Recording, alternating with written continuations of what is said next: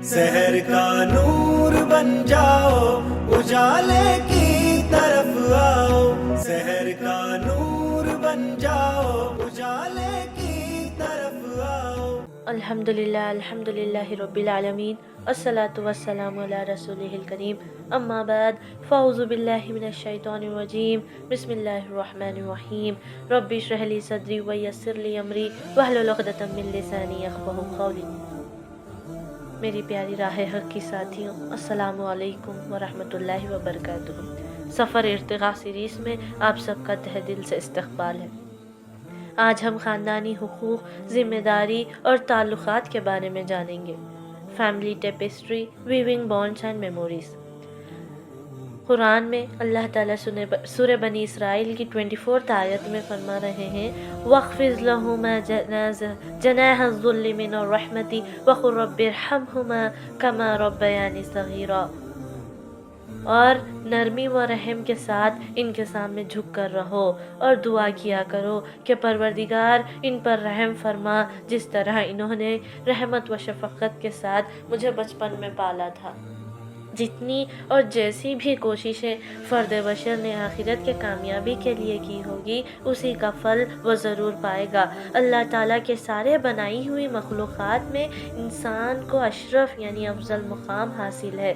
रब ने इंसान को बेशुमार नेमतें अता की है, लेकिन माँ बाप की शक्ल में इंसान को ऐसी नेमत अता की है जिसके ज़रिए वो दूसरी नेमतें हासिल करने की मौक़ूफ़ में रहता है। यानी माँ बाप के ज़रिए इंसान दुनिया में वजूद पाकर दूसरी चीज़ों को जानना और समझना सीखता है। इन्हीं के ज़रिए इंसान अपनी पहचान, शिनाख्त, वजूद का सबूत देता है। और ये वही रिश्ता होता है जो इंसान की पहली सांस से लेकर आखिरी सांस तक दूसरे रिश्तों की शिनाख्त करवाता है। माँ बाप, भाई बहन, दादा दादी, नाना नानी, इन सब की शिनाख्त जो है हमें हमारे माँ बाप करवाते हैं।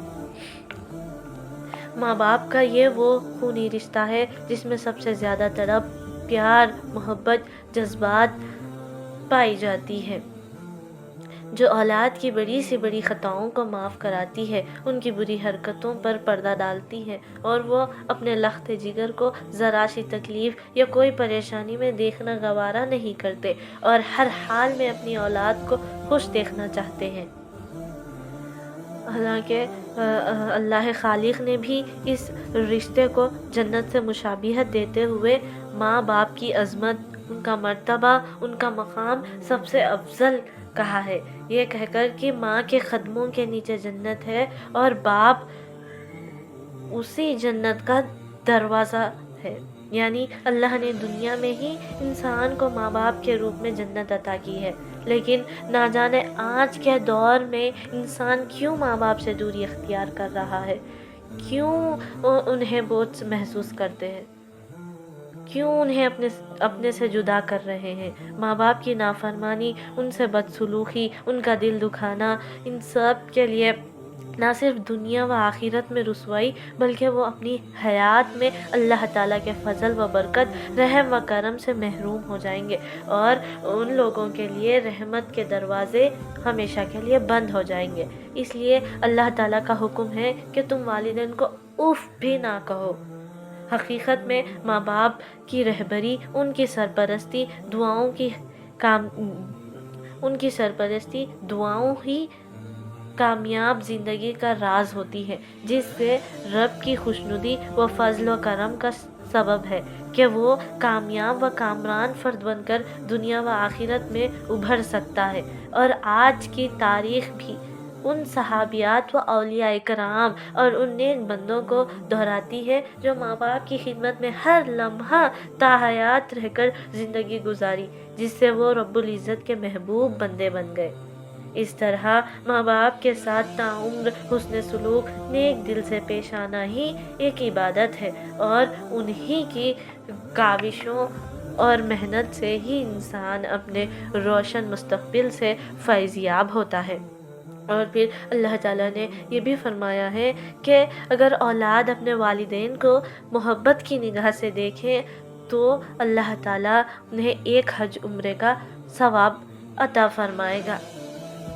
سورہ توبہ کی آیت نمبر 71 میں اللہ تعالیٰ فرما رہے ہیں کہ مومن مرد اور مومن عورتیں یہ سب ایک دوسرے کے رفیق ہیں، بھلائی کا حکم دیتے اور برائی سے روکتے ہیں۔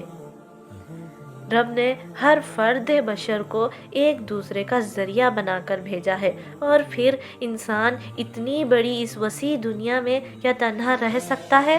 آپس میں رشتہ و تعلق نہیں، پھر تو یہ دنیا کا تصور بھی نہیں ہوتا، اور پھر لوگوں میں ایک دوسرے سے رحم دلی، ہمدردی، خلوص، محبت بھی نہ ہوتی، اور لوگ ایک جگہ مل کر بھی رہ نہیں پاتے، اور آدمی اتنا خود غرض ہو جاتا اور وہ صرف اپنے بارے میں ہی سوچنے لگتا۔ چنانچہ آپسی تعلقات و رشتوں ہی سے لوگ خود تکلیف اٹھا کر دوسروں کی مدد کرتے ہیں اور ایک دوسرے کے رفیق بنتے ہیں، یعنی دوست بنتے ہیں۔ اگر ہمارے کسی بھی رشتہ دار میں کوئی بھی فرد پریشانی میں ہے تو ہم فوراً ان کے پریشانی کا مظاہرہ کرنے چلے جاتے ہیں، ان کے تکلیف کو دور کرنے چلے جاتے ہیں۔ یہی تو ہے تعلقات کہ ہم ان کے تکلیف کو سمجھتے ہیں۔ یہ تمام صرف رشتے ہی کی وجہ سے ہے کہ ایک بھائی اپنے بہن کے لیے، ایک استاد اپنے شاگرد کے لیے، ایک دوست دوسرے دوست کے لیے، ایک پڑوسی دوسرے پڑوسی کے لیے صرف اس لیے تیار ہے کہ ان کے درمیان ایک رشتہ موجود ہے۔ اسلام میں رشتوں اور باہمی اتحاد کو قدر کی نگاہ سے دیکھا جاتا ہے۔ ہمارے نبی صلی اللہ علیہ وسلم نے بھی رشتہ داروں کے کئی حقوق بتائے ہیں کہ بیوی کا کیا حقوق ہے، والدین کا کیا حقوق ہے، شوہر کے کیا حقوق ہے، اولاد کے حقوق، دوست یعنی رفیق کے حقوق، مہمان کے حقوق، سارے حقوق ہمیں حدیث میں بتا دیے گئے ہیں تاکہ انسان ان حقوق کو عمل کرتے ہوئے، ان حقوق کو ادا کرتے ہوئے ایک صالح معاشرے کی تشکیل کر سکے، یعنی ان کا خاندان ایک رسوائے نمونہ بنے۔ اور پھر اللہ تعالیٰ سورہ روم کی 21 آیت میں فرما رہے ہیں، اور اس کی نشانیوں میں سے یہ ہے کہ اس نے تمہارے لیے تمہاری ہی جن سے بیویاں بنائی تاکہ تم ان کے پاس سکون حاصل کرو، اور تمہارے درمیان محبت اور رحمت پیدا کر دی۔ یقیناً اس میں بہت سی نشانیاں ہیں ان لوگوں کے لیے جو غور و فکر کرتے ہیں۔ خاندان میں رشتوں کی اہمیت و تعلقات کا بہت بڑا دخل ہے۔ ہر آدمی اس دنیا میں زندگی گزارنے کے لیے رشتوں کا محتاج ہوتا ہے۔ ان میں ماں باپ، بھائی بہن، دادا دادی، نانا نانی، چاچا چاچی، تایا تائی، خالو پھوپھی، ان سب رشتوں میں یہ سب لوگ ہماری زندگی کا حصہ ہوتے ہیں، لیکن ہم حصے، پراپرٹی اور بٹوارے ان سب تک ہی اس آپسی محبت کو برقرار رکھتے ہیں۔ اگر ہمارے رشتہ داروں میں ہمیں کسی بھی فرد سے کام ہے تو اس کام کے ہونے تک ہی محبت برقرار ہوتی ہے۔ کیا ایسا ہے؟ نہیں۔ ہمیں چاہیے کہ ہم اپنی محبت کو برقرار رکھیں، ہم اپنے آپسی تعلقات کو ایسے ہی مضبوط رکھیں۔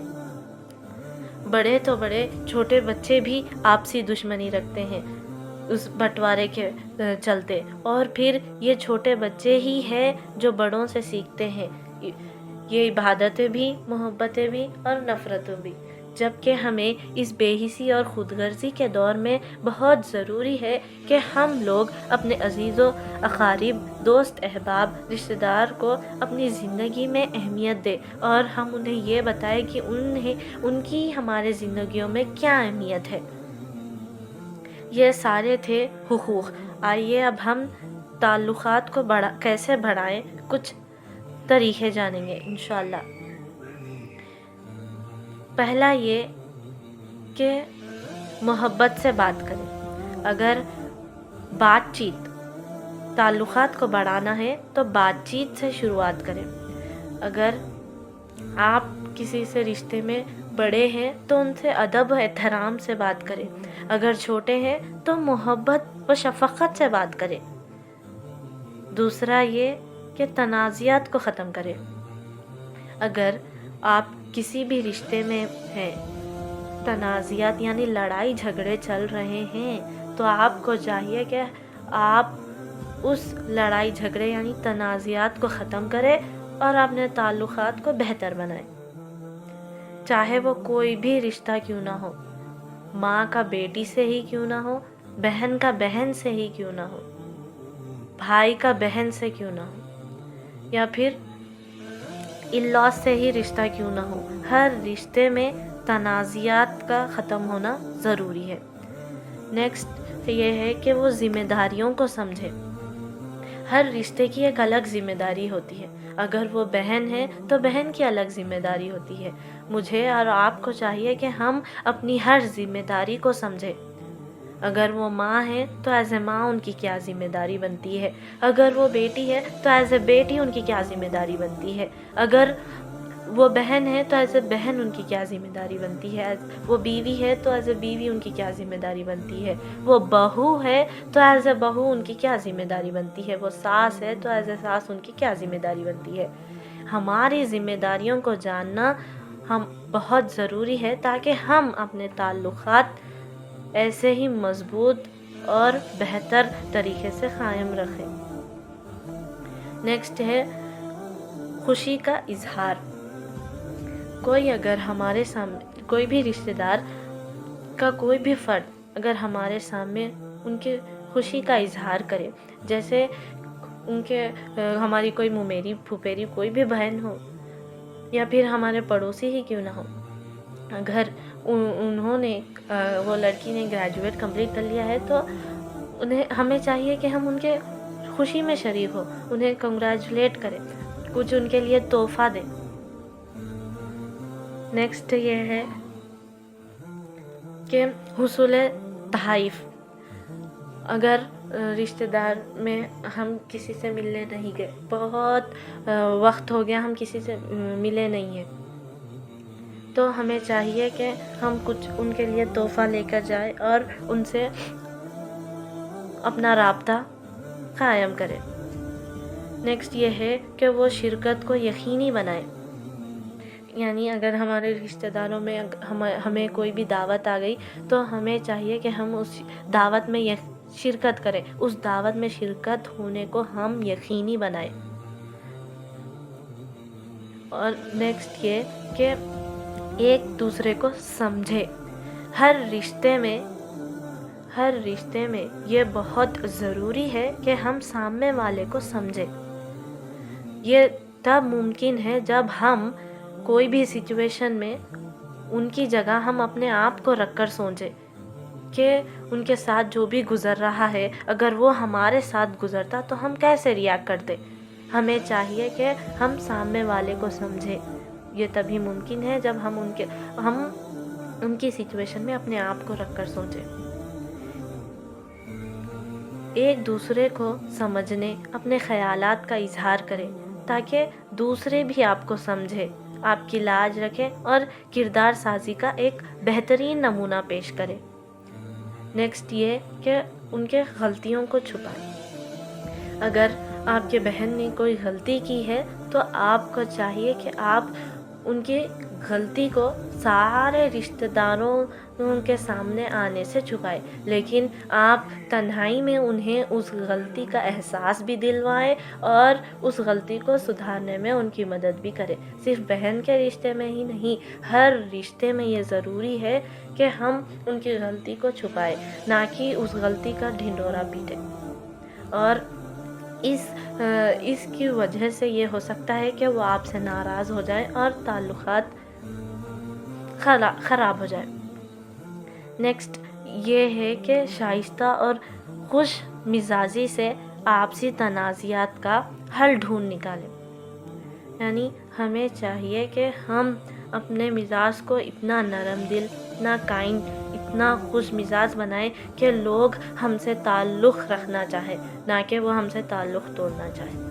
हम ये सोचना चाहिए कि हमारा रवैया सामने वालों के साथ किस तरह हो ताकि वो हमसे ताल्लुक़ रखना चाहे।